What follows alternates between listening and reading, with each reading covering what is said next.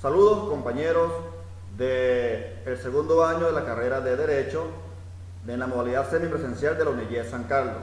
Nuestro grupo está integrado por Eunice Castillo, Milangeli Rojas, Elvis Domínguez, José Montoya, Víctor Linares y mi persona Aníbal Laya. En esta oportunidad le vamos a exponer acerca de las obligaciones en el régimen romano. Bueno, iniciando nuestra posición, yo les voy a hablar sobre las obligaciones en Roma. Bueno, el régimen jurídico en Roma. Como para iniciar esta posición, vamos a definir primero qué es una obligación. Bueno, ¿qué es una obligación? Bueno, una obligación es un vínculo jurídico por el cual quedamos o comprometidos, por decir algo así más sencillo, o contrañidos, como lo habla los textos jurídicos, contrañidos a cumplir necesariamente de acuerdo con el derecho de nuestra ciudad. Entonces, repito, es un vínculo jurídico por el cual quedamos contrañidos a cumplir necesariamente de acuerdo con el derecho de nuestra ciudad. La obligación puede ser definida como un vínculo jurídico entre dos o más personas, de las cuales una o más están facultados para exigir de otra u otras cierto comportamiento positivo o negativo. Mientras que el sujeto o los sujetos pasivos tienen el deber jurídico de observar este comportamiento, de ver sancionado mediante una acción personal. Eso, en resumen, cuenta un concepto de obligación. ¿De dónde proviene la obligación? Hablemos de los orígenes en el derecho romano. Hay un autor por ahí de apellido Bonfante, el cual ha estudiado sus orígenes y se ha generado una teoría en nombre de dicho autor, la teoría de Bonfante, donde dice: la obligación romana nació, estamos hablando en tiempos arcaicos, dentro del terreno de los delitos. Originalmente, la comisión de un delito hacía surgir a favor de la víctima o de su familia un derecho de venganza, eventualmente limitado por el principio de lo que llama el principio de Taylor, el cual, mediante una composición, podía transformarse en el derecho de la víctima o de su familiar a exigir cierta prestación del culpable o de su familia, como garantía del cumplimiento de tal prestación.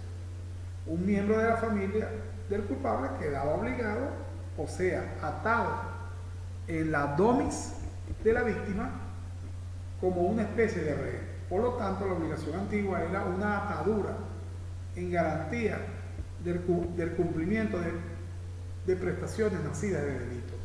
Luego, al irse desarrollando la comunidad con el aumento de los contactos económicos entre las domos, en ese momento llamadas así, se presentaba a veces la necesidad de que un pater familia prestara valor a otro. En tal caso, el acreedor quería tener una garantía y así esta atadura se trasladaba del campo delictual al incipiente derecho privado. Un miembro de la domus del deudor se ofrecía entonces al acreedor. Este pesaba en presencia de los testigos en un portabalanza el bronce que servía de dinero en ese tiempo, entregaba el valor convenido al deudor y se llevaba al rey. Este negocio se llamaba el nexo, o sea, el nudo. Un préstamo en el latín le decían peraes el libranes. Según se fue intensificando la vida comercial, se simplificó el nexo. El deudor se ofrecía a sí mismo como responsable, pero el acreedor posponía la atadura hasta el momento del incumplimiento. Si el deudor no pagaba puntualmente, entonces seguía la mamus iniectio,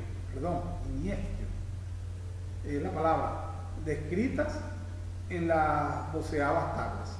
El acreedor se llevaba entonces al deudor a una cárcel privada donde lo retenía durante los días que se especificaba estas tablas, mostrándolo 3 veces en el mercado para ver si alguien quería liberarlo, pagando la suma debida.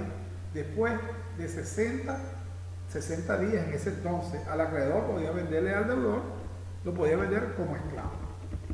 Luego, en el año 326,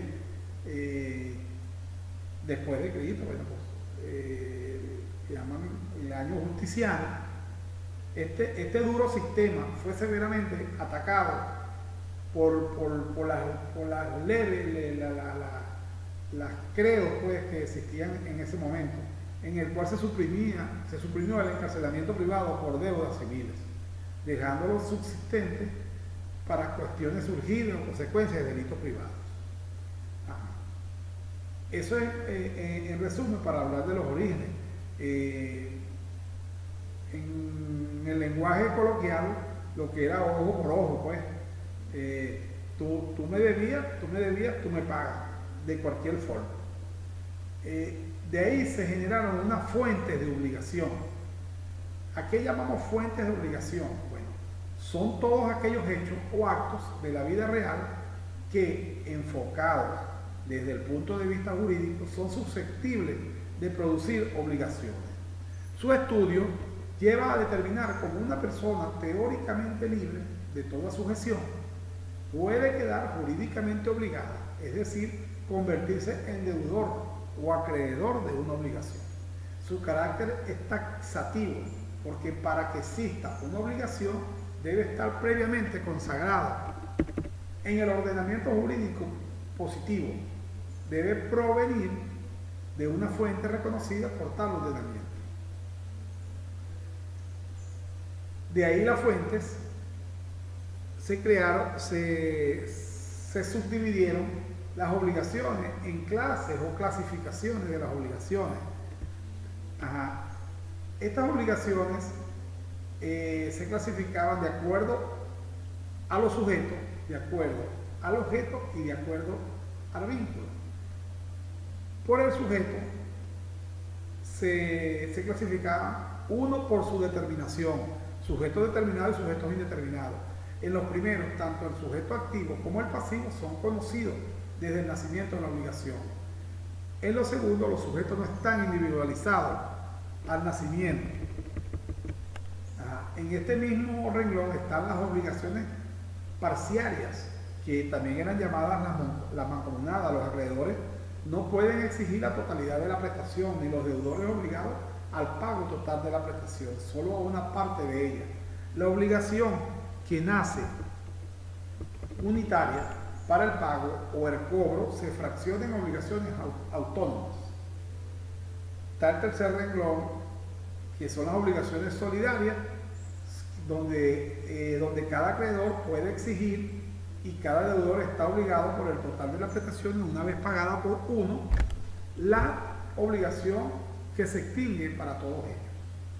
El segundo renglón de clasificación es por el objeto, estábamos hablando por el sujeto.